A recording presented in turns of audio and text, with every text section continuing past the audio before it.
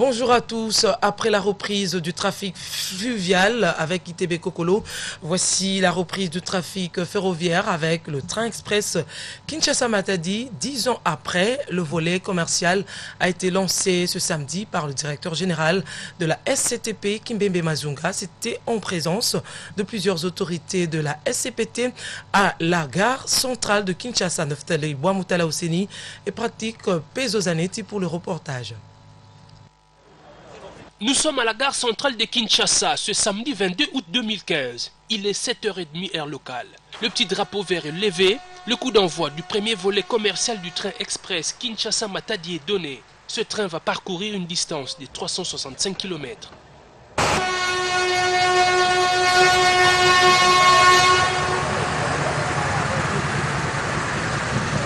Avec la reprise du train express Kinshasa-Matadi, les agents et cadres de la Société commerciale des transports et ports peuvent pousser un ouf de soulagement. Nous avons reçu une instruction du chef de l'État. Nous avons travaillé, nous avons mis le moyen. Le gouvernement nous a accompagnés. Et voilà les résultats. Le train est parti, c'est le volet commercial que nous venons de lancer aujourd'hui. Donc nous avons essayé de faire le maximum pour sensibiliser tous les responsables à tous les niveaux, pour que les choses se passent conformément aux paramètres que nous avons cités, vitesse, confort, sécurité. 10 ans après, les voyageurs peuvent être à l'aise avec le train express rénové puisqu'il répond aux normes de l'Union internationale des chemins de fer, assurance de la SCTP. Nous sommes en train de faire voyager les Congolais dans les meilleures conditions, selon les standards fixés par l'Union internationale des chemins de fer. Et nous avons fait le maximum pour réaliser les 3 paramètres fondamentaux qui sont la vitesse, le confort et la sécurité. L'autorité a fait de son mieux pour réhabiliter tous les matériels, c'est-à-dire les locomotives et les voitures qui étaient avariées. Et plus c'est la voie. Il faut signaler que les prix varient selon les classes. La première classe est à 55 600 francs congolais, soit 60 $ américains. La deuxième classe revient à 14 800 francs congolais, soit 16 $ américains. Et la classe de luxe est à 80 600 francs congolais, soit 87 $, restauration comprise. 80 ans après, c'est un nouveau départ à la Société commerciale des transports et ports, à en croire les autorités de cette entreprise commerciale. Voilà qui nous amène à l'endroit situé dans le territoire de Songololo, dans la province du Congo central, marché frontalier de Lufu. Beaucoup de recettes pour la République démocratique du Congo, faut le dire. Malgré la présence de tous les services de l'État, cette bourgade est dominée par l'évasion fiscale qui prive le Congo de ses moyens par la fraude. Suzuki Biraumari nous fait leur commentaire. Lufu, c'est ce marché hors norme situé dans le Congo central, à la frontière avec l'Angola. Ici, Congolais et Angolais affluent pour s'approvisionner à bon prix des articles pour la commercialisation. Une bourgade dont la renommée a dépassé les frontières malgré son état piteux.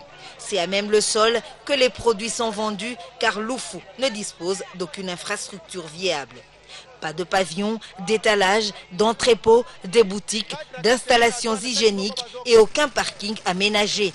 Cette situation choque des visiteurs et acheteurs qui fréquentent cette cité avec un nombre impressionnant de véhicules congolais et angolais attendant les chargements.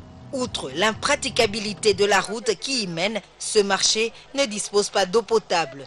Les ordures s'entassent et exposent qui y est à des conséquences néfastes sur la santé. De quoi interpeller les autorités appelées à valoriser ce marché qui génère des recettes non seulement pour le Congo central, mais aussi pour l'État congolais. Conscients de cette situation, certains services publics congolais ont décidé d'y ériger des bâtiments modernes pour un bon fonctionnement. Le gouvernement congolais s'est donc assigné pour mission d'ordonner les choses en ces lieux afin de mettre fin à l'hémorragie financière et à l'évasion fiscale. Le poste frontalier de Lufu devra pour le gouvernement congolais, dans les prochains jours, répondre aux standards internationaux. Je l'ai dit en titre, bientôt les Quinoises et Quinois verront la capitale dotée des passerelles sur le boulevard Lumumba pour leur sécurité routière. La superstructure de la passerelle de la 7e rue est donc en phase de finition. Les rames sont en train d'être montées pour les raccorder au tablier du côté résidentiel comme industriel. Encore une fois de plus, Suzuki Biraoumari pour le commentaire. Sur instruction du président de la République, Joseph Kabila Kabange, le gouvernement congolais s'investit afin d'avoir des infrastructures routières modernes pour la sécurité des populations. C'est pourquoi, depuis un temps, les Quinoises et Quinois sont émerveillés par la construction des passerelles sur le boulevard Lumumba. Grâce à une main-d'œuvre congolaise et turque, la capitale congolaise est dotée sur la 7e rue d'une passerelle dont la superstructure est soutenue par 2 portiques ou arcs principaux. Le maître d'ouvrage a également fixé la structure du tablier après avoir placé les 9 tirants de part et d'autre sur les 2 arcs avec pour rôle de soutenir ce tablier. Les rames sont en train d'être montées ainsi que les marches et contre-marches. La passerelle oyo en tout cas eza makambo moko ya kitoko pour la ville ya Kinshasa. Et pour rendre pe balabala oyo comme de plus en plus moderne. Oyo bazo benga boulevard, eza boulevard ezali autoroute urbaine. Ezali avantage pour na biso ba piéton surtout. Par rapport à la population mingi ezalaki na ba accident trop na boulevard awa. Ba tolo kufa à temps en temps. Mais par rapport à comment on c'est les Sengo. C'est là où vraiment bien ils ont aider la population pour traverser le boulevard. Ou bien le boulevard, le véhicule est vraiment avec grande vitesse. Le gouvernement a prévu d'ériger cette passerelle sur le boulevard Lumumba. Le Congolais doit être rassuré que le travail qui est en train d'être fait, c'est un travail qui sera très... Sur instruction du président de la République, Joseph Kabila Kabange, le gouvernement congolais s'investit afin d'avoir des infrastructures routières modernes pour la sécurité des populations. C'est pourquoi, depuis un temps, les Quinoises et Quinois sont émerveillés par la... Voilà qui vient mettre fin aux accidents de circulation à répétition. On va parler maintenant environnement. L'activité humaine sur les forêts serait à la base du changement climatique. C'est ce qui ressort de l'étude publiée dans la revue européenne Science. Selon ces scientifiques, le réchauffement climatique contraindra les terres boisées à s'adapter, à se déplacer ou tout simplement à mourir. Telle est la conséquence de transformation des forêts en surface agricole ou à leur dégradation. Le commentaire est de Fanny Anifakasemwana rendu par Patrick Pezozanetti. D'après les scientifiques, les forêts représentent près d'un tiers des terres émergées. Tropicales, tempérées, artificielles ou boréales, les forêts sont capitales pour la santé de la planète. Cependant, si ces forêts sont aujourd'hui altérées, l'homme en est le principal responsable. Petit à petit, l'exploitation forestière grignote la surface des forêts. Selon une étude publiée dans la revue Science, près de 100 millions d'hectares de forêts tropicales ont été transformés en surface agricole entre 1980 et 2012. Selon les scientifiques, moins d'un quart de ces forêts tropicales est aujourd'hui intacte. Les 3 autres ont été soit transformées en exploitation agricole, soit dégradées. Dans ce dernier cas, les forêts sont toujours présentes, mais une bonne partie des arbres ont été coupés pour l'exploitation forestière. Pour ces scientifiques, ces changements ne sont pas sans conséquences. Plus les forêts tropicales grandissent, plus elles absorbent du dioxyde de carbone. Les parcelles détruites relâchent le CO2 qu'elles contenaient. La déforestation a eu et continue à avoir des impacts sur les émissions de carbone dans l'atmosphère. Aujourd'hui, cela contribue entre 10 et 20% des gaz à effet de serre. Ces chercheurs ajoutent par ailleurs que le réchauffement climatique contraindra les terres boisées à s'adapter, se déplacer ou à mourir. À l'avenir, la sécheresse pourrait également inverser les rôles que jouent les forêts en matière d'absorption du dioxyde de carbone. Selon ces scientifiques, si les températures ressenties il y a 12 ans devenaient plus fréquentes, ce scénario pourrait se généraliser. À ce moment-là, il est évident que les forêts ne seraient plus des puits de CO2, mais bien des sources de CO2.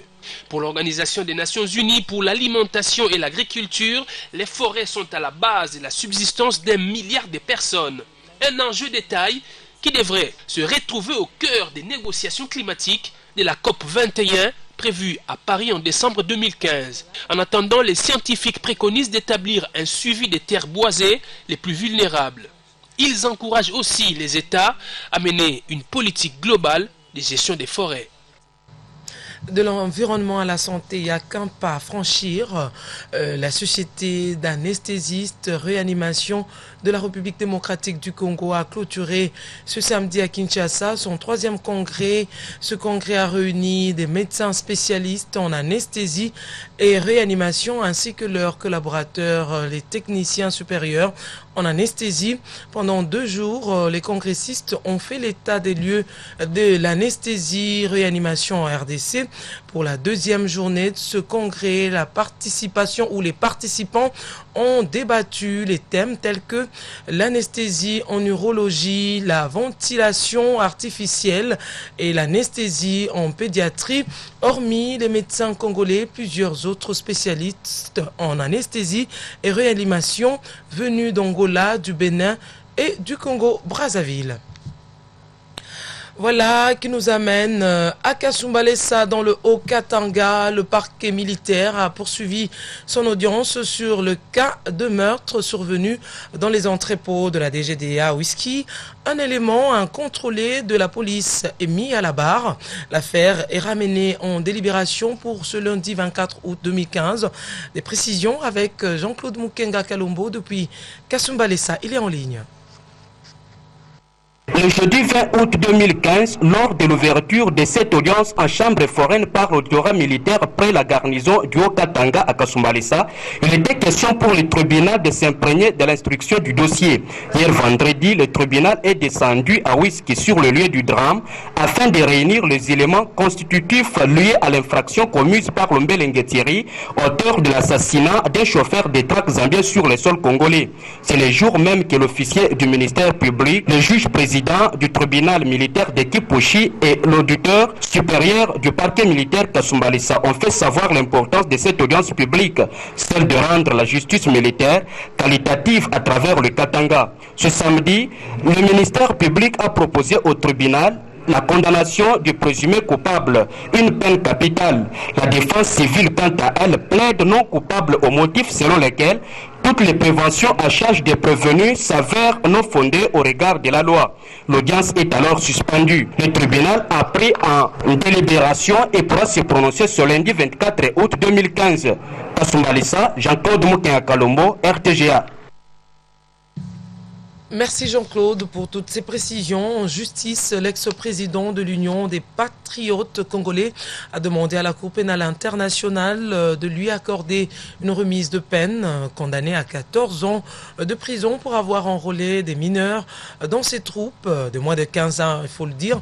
Thomas Lubanga s'est dit prêt pour la réconciliation avant de présenter ses excuses aux victimes. C'était au cours d'une audience organisée vendredi à La Haye. Commentaire de Fanny Anifa Kasemona est rendu par Patrick Pezozanetti. Au cours d'une audience organisée vendredi, l'ex-milicien congolais Thomas Lubanga a présenté des excuses les plus sincères aux victimes en son nom et en celui de son organisation de l'époque, l'UPC, une milice de l'Ituri. Reconnu coupable d'avoir enrôlé des enfants dans les troupes et de les avoir envoyés au front, Thomas Lubanga a assuré que les enfants n'avaient pas de place dans l'armée à ses yeux. Il a promis de prendre publiquement position contre cette pratique s'il devait être libéré. Sa position a étonné plus d'un car Thomas Lubanga avait nié avoir enrôlé des enfants de moins de 15 ans, rappelant en outre qu'il n'était que le chef politique de la milice dont la branche militaire était dirigée par Floribert Kisambo. Pour les avocats de l'ex-milicien congolais, l'Ituri est prête à accueillir Thomas Lubanga. Toutes les communautés sont d'ailleurs favorables à son retour. Une demande rejetée par les avocats des victimes qui estiment que son retour pourrait finalement aboutir à un nouveau conflit armé. Le procureur s'est appuyé sur 3 avis défavorables émis par le gouvernement congolais et l'auditorat militaire et rappelé que les élections provinciales sont prévues fin octobre. Par conséquent, son retour pourrait créer de sérieux problèmes dans la région. L'accusation affirme cependant que Thomas Lubanga aurait transmis des informations confidentielles et interféré avec les témoins dans l'affaire Ntaganda. Thomas Lubanga s'est dit prêt à coopérer et souhaiterait reprendre des études de psychologie à l'université de Kisangani. Les juges n'ont pas indiqué la date de leur décision. Depuis la condamnation de Thomas Lubanga il y a 3 ans, la Cour n'a toujours pas tranché sur les réparations, mais vient au contraire d'accorder un délai supplémentaire de 2 mois au fond pour les victimes qui doivent faire des propositions. L'ex-président de l'Union des Patriotes congolais avait été livré par Kinshasa à La Haye en mars 2006 et a donc déjà purgé les 2 tiers de sa peine.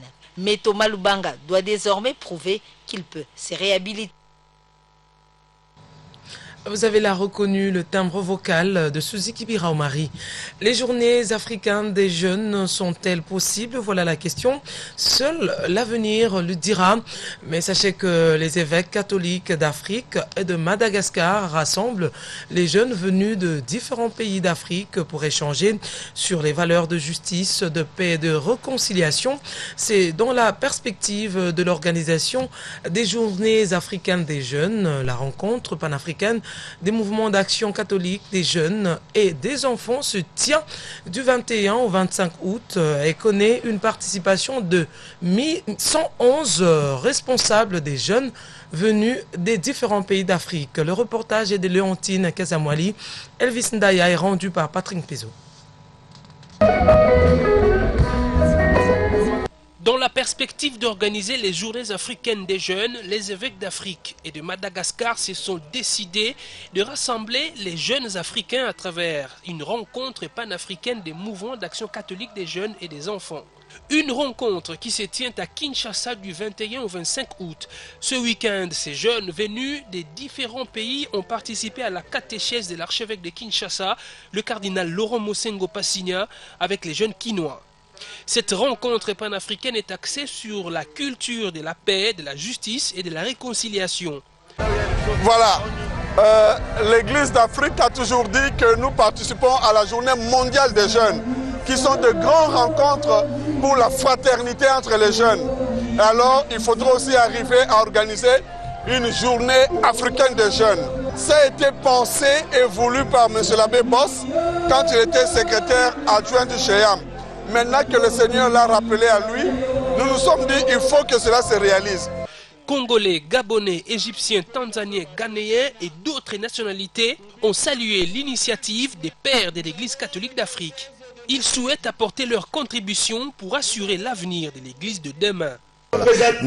C'est une plateforme que l'Église a bien voulu nous donner pour débattre de tous les problèmes que les jeunes rencontrent. Parce que nous rendons compte que dans nos pays, la jeunesse est marginalisée.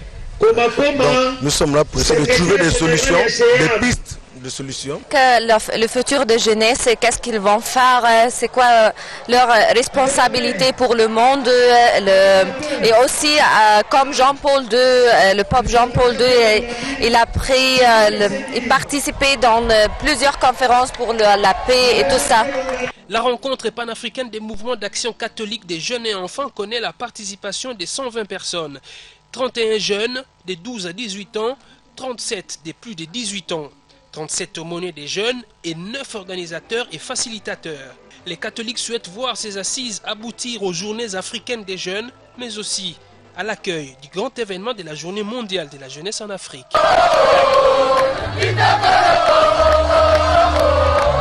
Puisqu'on parle des jeunes, sachez également que lancé le 12 août, lors de la Journée internationale de la jeunesse, la 3e édition de la formation des leaders des jeunes en entrepreneuriat et en gestion des petites et moyennes entreprises s'est clôturée ce samedi dans la salle de l'Université protestante du Congo.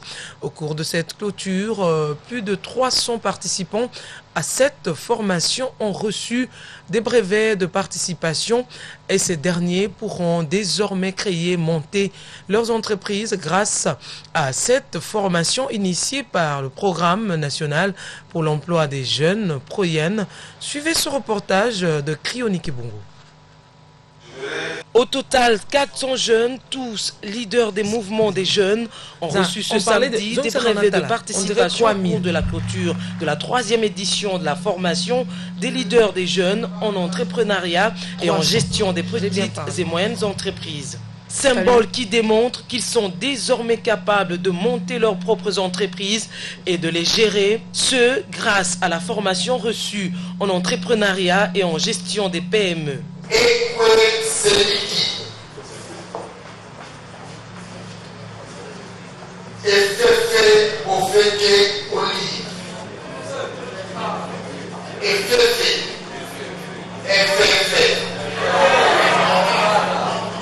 Ces jeunes formés seront accompagnés financièrement par le gouvernement à travers l'octroi des microcrédits, ce qui leur permettra de rendre leurs projets réalisables. Dorénavant, constitués à 3 dans une équipe coopérative, ces jeunes doivent déposer à la direction du programme national pour l'emploi des jeunes, PROYEN en sigle, leur plan d'affaires appelé aussi Business Plan pour les dernières touches. Le coordonnateur du PROYEN, Modeste Manenga, se dit satisfait du déroulement de la formation. C'est une habitude mise en avant, étant parmi les jeunes. Là, nous venons de terminer cette formation de la 3e édition sur l'entrepreneuriat des jeunes, l'acquisition de qualification pour la gestion de l'entreprise. Les jeunes doivent intérioriser en eux qu'ils doivent être la création de leur propre emploi. Ici de signaler qu'à travers cette initiative, le programme national pour l'emploi des jeunes vise la promotion de l'emploi des jeunes. En dehors de nos frontières, l'opposition du Congo-Brazzaville fait un front commun contre Sassou à ne pas se présenter en 2016. Les 2 plateformes de l'opposition s'engagent, entre autres, à organiser des manifestations communes pour dire non à la révision de la Constitution. Engagement pris ce samedi à Brazzaville, où nous avons joint notre correspondant Roch Bouka.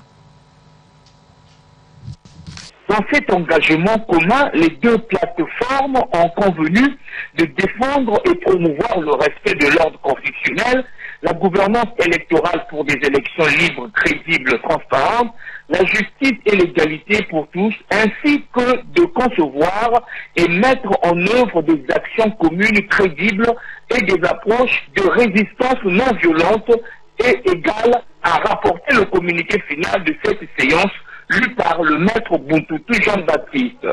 De même, il a été retenu un chronogramme pour le scrutin de 2016 avec la publication de documents sur la nouvelle colère entre octobre et décembre 2015, le recensement administratif spécial avec un nouveau fichier électoral en décembre 2015, la carte biométrique et les listes électorales en avril 2016. Le dépôt de candidature à la présidentielle en avril 2016, le bulletin unique en mai 2016, la campagne présidentielle en juin 2016, l'élection présidentielle avec un premier tour le 3 juillet 2016 et un deuxième tour le 31 juillet 2016. Enfin, les 2 plateformes politiques se sont accordées pour animer des meetings populaires le 27 septembre 2015 à Brazzaville, entre octobre 2015 et janvier 2016 à Pointe-Noire, Dolisie, Kayi, Wesso, Djambala, Owando et Bo-Infondo. C'était de Brazzaville, Roch Bouka pour la RTGA. Une note sportive avant de terminer cette édition du journal. La Ligue nationale de football procédera ce dimanche à la remise du trophée de champion de la division 1. Vainqueur de ce championnat, l'ASV Club profitera de cette occasion pour livrer un match amical face au Diable Noir de la République du Congo. Une occasion pour V-Club de se préparer pour ces compétitions à venir. Commentaire de Patrick Isso, Bongese Bokuma.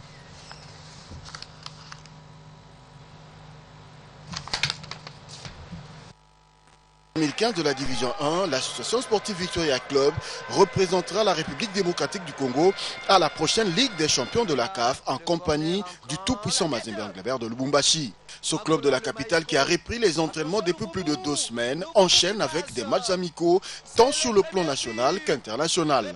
Après sa brillante victoire sur l'AS Vutuka du Bandundu, l'AS V-Club sera ce dimanche face au Diable Noir de la République du Congo. V-Club qui tient à rééditer l'exploit de 2014 où il avait atteint la finale, qu'il l'avait malheureusement perdu, voudrait bien multiplier ce genre de rencontres. Question d'avoir la compétition dans les jambes. Il est annoncé que ce même dimanche, la Ligue nationale de football procédera à la remise du trophée des champions.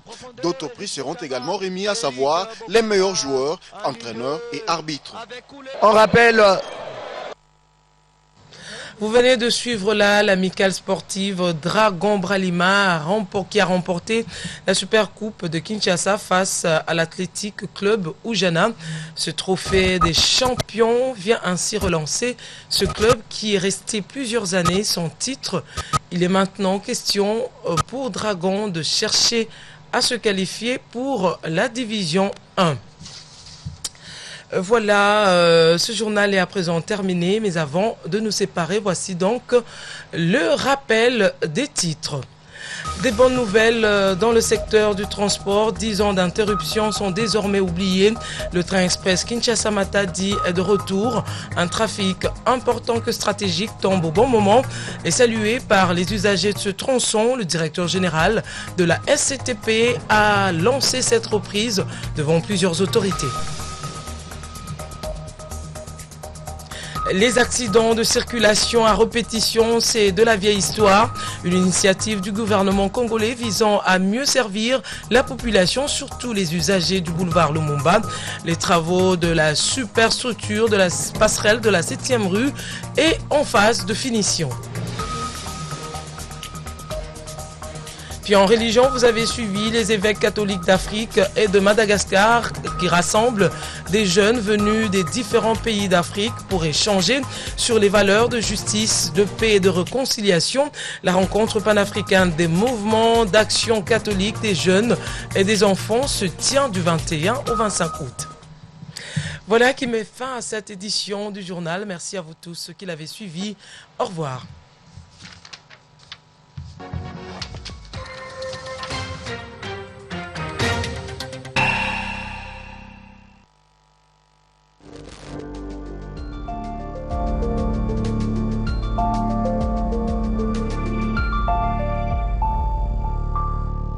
Lelo ekolobela bolei pe qualité ya mayora bola nangai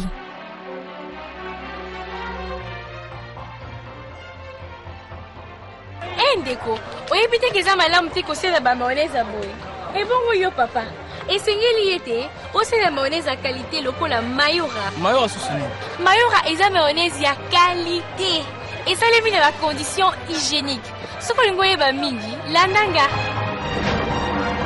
Toyambami epa ya Monsieur Nadim, directeur ya usine OK Food. Yendi akolimbolela biso esalemeli ya produit Mayora. Mbote Monsieur Nadim. Mbote. Limbolela biso Mayora. Mayora ezali lolenge ya sika na momesano ya kolia ya bakongole. Tolingi kopesa na balei nyonso motindo ya kozala